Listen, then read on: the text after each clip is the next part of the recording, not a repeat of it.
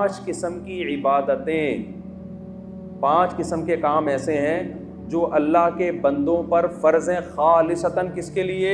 اللہ کے لیے۔ نمبر 1 نماز۔ آپ مجھے بتاؤ نماز جیسی عبادت آپ کو دنیا میں کسی مذہب میں نظر آتی ہے کیا؟ جس میں آپ دانت صاف کریں، لباس کو پاک کریں، ٹائمنگ بھی کتنی بہترین، صبح صبح آپ اٹھیں، جس بہانے مسلمان کو صبح اٹھنا پڑتا ہے۔ میڈیکلی دیکھا جائے کوئی انگلی اٹھا سکتا ہے اس کے اوپر؟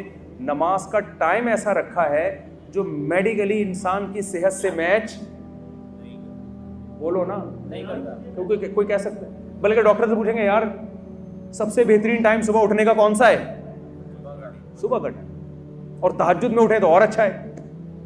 اسلام نے اگر رات کو 2 بجے یا 2:30 بجے نماز رکھی ہوتی، بہت سے ڈاکٹروں کو اشکال ہو سکتا تھا، بھئی یہ ٹائم ایسا رکھا ہے تو گہری نیند کا ٹائم ہے، تو صحتیں برباد اسی وجہ سے ہو رہی ہے کہ تم نماز پڑھتے ہو۔ ٹائم ایسا رکھا گیا ہے جو ہماری نیچر اور فطرت سے میچ کرتا ہے، طریقہ ایسا رکھا گیا ہے، وضو کرو، دانت صاف کرو، طہارت حاصل کرو، یہ غسل، تو یہ تمام جو پورا پروسیس ہے، اس سے بہتر پروسیس عبادت کا کوئی لا سکتا نہیں ہے۔ سمجھ میں آ رہی بات کہ نہیں آ رہی؟ دوسرا حکم دیا نماز کے بعد زکوٰۃ کا، ہے یہ مخلوق کے لیے، لیکن اس کو حق کس کا قرار دیا گیا ہے؟ اللہ کا۔ یؤخذ من اغنیائہم وترد الی فقرائہم، مالداروں سے لی جائے گی اور اسی قوم میں غریبوں پہ تقسیم کر دی جائے گی۔ اتنا بہترین نظام زکوٰۃ کا رکھا۔ ٹیکس کا نظام اور زکوٰۃ کو ذرا آپ کمپیئر کریں، ٹیکس ہر چیز پہ گورنمنٹ لیتی ہے، اللہ میاں جو ہم سے زکوٰۃ کے نام پہ ٹیکس لیتے ہیں، نا نا نا نا، غریبوں سے تو ہے ہی نہیں، غریبوں سے وہ ٹیکس بولو نہیں لیا، درمیانے طبقے سے بھی نہیں ہے۔ 3 قسم کے طبقے ہیں اسلام میں، ایک مالدار جن سے زکوٰۃ لی جاتی ہے، دوسرا غریب جن کو زکوٰۃ دی جاتی ہے، تیسرا درمیانی طبقہ کہ نہ لی جائے گی اور نہ ان کو دی جائے گی، نہ یہ غریبوں کی کیٹیگری میں آتے ہیں کہ زکوٰۃ لے لیں، اور نہ اتنے مالدار ہیں کہ ان سے زکوٰۃ لی جائے۔ پھر جن مالداروں سے لی جاتی ہے اس میں کتنی آسانی رکھتی، اس مال میں لی جاتی ہے جو بڑھنے والے اموال ہیں، آپ کے استعمال کی چیزوں پہ زکوٰۃ، کیونکہ گاڑی ایسے نہیں ہے 1 سے 2 ہو جائے گی، گھر ایسا نہیں ہے آپ رہ رہے ہیں تو 1 سے 2 ہو جائے، تجارتی مال پہ جو بیچنے کے لیے خریدا ہو، جو چیزیں بیچنے کے لیے خریدی جاتی ہیں وہ 1 سے 2، 2 سے 4، 4 سے 8، تو اللہ نے کہا ان میں گروتھ ہے، لہذا ان میں سال میں صرف ایک دفعہ 2.5% تم نے میرا حق مجھے دینا ہے، اور دینا کس کو ہے؟ غریبوں پہ خرچ کر دینا۔ تو آپ بتاؤ اس سے زیادہ بہترین کوئی نظام مالیات کا نظام ہو سکتا ہے کیا؟ کوئی نظام نہیں ہو سکتا۔ تیسرا اللہ نے کیا حکم دیا؟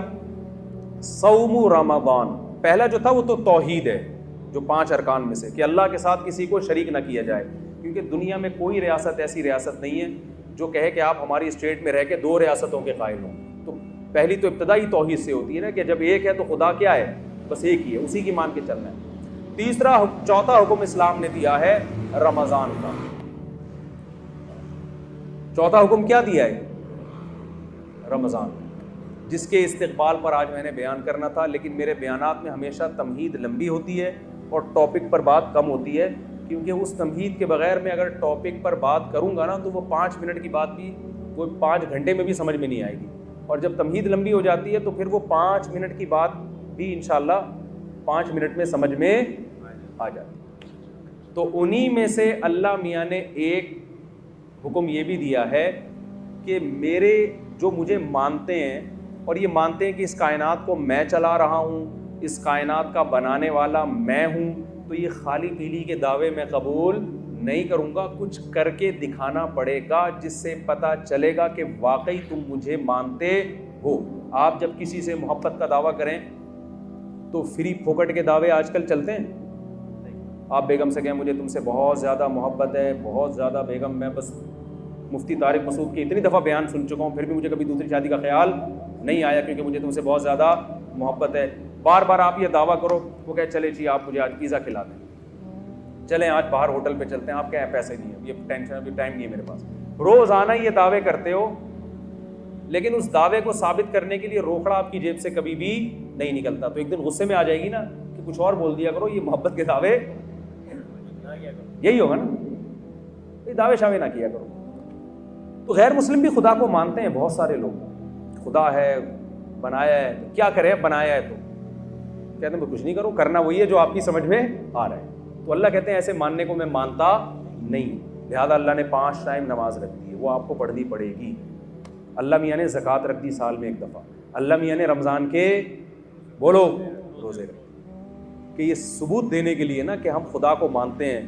آپ کو 1 مہینہ صبح صادق سے لے کے غروب آفتاب تک بھوکا پیاسا رہنا پڑے گا.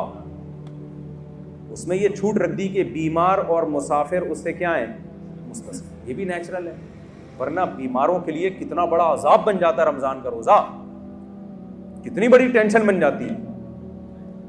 تو وہ دو کو کیا کر دیا, کہ خارج کر دیا, آسان رکھا اس میں. لیکن خوب سمجھ لیں اللہ کے احکام آسان تو ہوتے ہیں لیکن اس میں لچک نہیں ہوتی. مثال کے طور پر وضو کے لیے پانی نہیں ہے تو تیمم کرنا پڑے گا آپ کو.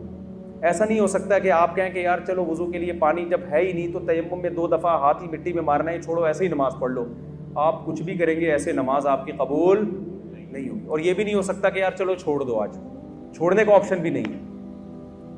یعنی یہ تو کر دیا سفر میں 2 رکعتیں پڑھ لیں آپ, لیکن چھوڑنے کا آپشن نہیں رکھا. چھوڑنے کے تو یہ میدان جنگ میں لڑ بھی رہے ہو تو نماز کے ٹائم پہ آپ کو نماز پڑھنی پڑے گی. طریقہ بدل دیا کہ گھوڑے پہ سوار ہو تو وہی سواری پہ پڑھ لو. اس سے پتہ چلتا ہے کہ اسلام کے احکام میں آسانی ہے جتنی اللہ نے ڈال دی, اس کے بعد نو کا آپشن آپ کے پاس نہیں رہتا. ہمارے ہاں بہت سے لوگ رمضان میں یہ کرتے ہیں کہ جی چونکہ اللہ نے مسافروں کو چھوٹ دے دی ہے, بیماروں کو چھوٹ دے دی ہے, اس سے خود یہ نتیجہ نکالنے لگتے ہیں اس کا مطلب اللہ بڑا غفور رحیم ہے, کوئی ٹینشن ہو تو چھوڑ سکتے ہیں آپ. نا نا نا نا نا نا, سفر اور بیماری کے علاوہ اب چھوڑنے کا آپشن آپ کے پاس نہیں. شدید ترین گرمی ہے, نہیں چھوڑ سکتے. آپ مزدور ہیں, آپ نے دوپہر گرمی میں کنواں کھودنا ہے تو بھی آپ رمضان کا روزہ نہیں چھوڑ سکتے. یہ اس عذر کو عذر مانا نہیں گیا ہے. لوگ اکثر ہم سے پوچھتے, گرمی کے روزوں میں خاص طور پہ زیادہ پوچھا کرتے تھے کہ ایک مزدور دوپہر کو کدال چلاتا ہے, کنواں کھودتا ہے, وہ تو ناممکن ہے کہ رکھے وہ روزہ, وہ تو مر جائے گا پیاس سے. میں اس سے کہتا تھا بھائی یہ چونکہ میرا مذہب میں بنایا ہوا دین تو ہے نہیں, ہوتا تو اسمبلیوں میں تو قانون ہو جاتا ہے نا کہ یار یہ تھوڑی پبلک کو ٹینشن ہو رہی ہے. دیکھو رسول اللہ صلی اللہ علیہ وسلم کے دور میں خاتون آئی, انہوں نے کیا کہ یا رسول اللہ میرے شوہر نے مجھے ایک ایسے الفاظ بولے ہیں جس سے زمانے جاہلیت میں یہ سمجھا جاتا تھا کہ طلاق ہو گئی ہے, حالانکہ وہ ایسا نہیں تھا, زہار جسے کہتے ہیں. تو نبی صلی اللہ علیہ وسلم نے فرمایا میں تمہارے لیے کوئی رخصت نہیں پاتا, طلاق ہو گئی ہے, بیوی حرام ہو گئی ہے نا. تو وہ عورت اللہ سے دعائیں مانگتی رہی, دعائیں مانگتی رہی, دعائیں مانگتی رہی. آسمان سے وحی نازل ہوئی کہ ان الفاظ سے طلاق نہیں ہوتی بلکہ کفارہ دینے سے کفارہ دے دیں گے تو نکاح ان کا باقی ہے. اس سے ہمیں کیا پتہ چلتا ہے کہ رسول اللہ صلی اللہ علیہ وسلم نے اس خاتون کو یہ نہیں کہا میں مشورہ کر کے قانون چینج کر دیتا ہوں, تمہاری ٹینشن مجھ سے دیکھی نہیں جا رہی تو میں صحابہ کو بلاتا ہوں, ایسا کرتے ہیں ہم کچھ اس پہ غور و فکر کر کے سوسائٹی کے حساب سے اس کو ذرا طلاق کے حکام میں کچھ چینجنگ لے آتے ہیں. نا نا نا نا, اللہ میاں نہیں چینج کر دیا تو ہو گیا, خود سے نہیں ہوتا. تو خوب سمجھ لیں مفتی کا کام لوگوں کو اللہ کا قانون بتانا ہے, سوسائٹی کے حساب سے چینج کر کے اس کو ایسا بنا دینا کہ اس میں سوسائٹی اس کو قبول کر لے. یہ مولانا صاحب کے بولے نا, یہ نہیں بس میں نہیں. لوگ ہم سے پوچھتے ہیں نا 3 طلاقیں دے کے بہت پوچھ رہے تھے, کوئی گنجائش نہیں کہتے بھائی ہمیں تو, وہ رو رہے ہوتے ہیں, بلک رہے ہوتے ہیں, بھائی ہمارا تو ہم تو پیغام پہنچا دیں گے, اللہ میاں نے جب آپشن رکھا ہی نہیں ہے تو ہم کیا کریں. آپ ابھی اللہ میاں سے جا کے لڑ لینا قیامت کے دن. تو یہاں بھی یہی مسئلہ ہے کہ اسلام نے نا روزہ چھوڑنے کا آپشن بیمار اور مریض کے علاوہ کسی کے لیے نہیں رکھا. اب لوگ کہہ رہے ہوتے ہیں مزدور بیچارہ کیا کرے, تو ہم اس سے کہتے ہیں کہ دیکھو ہمیں اسلامی قانون میں یہ ملتا ہے کہ مزدور اگر صحت مند ہے, سفر میں نہیں ہے, تو ملازمت تو سب کی الگ الگ ٹائپ کی ہوتی ہے نا. کوئی ایئر کنڈیشن میں بیٹھ کے جاب کرے گا, کوئی جناب گڑھا کھودے گا. تو اب ایسا کوئی اسلام نے معیار نہیں رکھا کہ جس کو 1 گھنٹہ مزدوری کرنی ہے تو وہ روزہ چھوڑ سکتا ہے, جس کو 2 گھنٹے کرنی ہے یا آدھے گھنٹے کرنی ہے وہ نہیں. ایسا ہی کچھ نہیں ہے, سب کے لیے برابر ہے. ہاں یہ ضرور ہے کہ روزہ وہ رکھے, اور اگر حالت غیر ہو جائے روزہ رکھ کے, ناقابل برداشت حالت ہو جائے تو پھر توڑنے کی اجازت ہے, بیمار ہونے کا خطرہ ہو. کیونکہ جیسے بیمار کو روزہ چھوڑنے کی اجازت ہے، ایسے ہی بیماری کے خوف میں آپ کو روزہ توڑنے کی بھی بولے نا بھائی اجازت. جیسے شوگر کے پیشنٹ نے روزہ رکھ لیا، بعد میں دیکھا شوگر بہت ڈاؤن ہو رہی ہے، حالت خراب ہو رہی ہے، تو روزہ وہ توڑ سکتا ہے.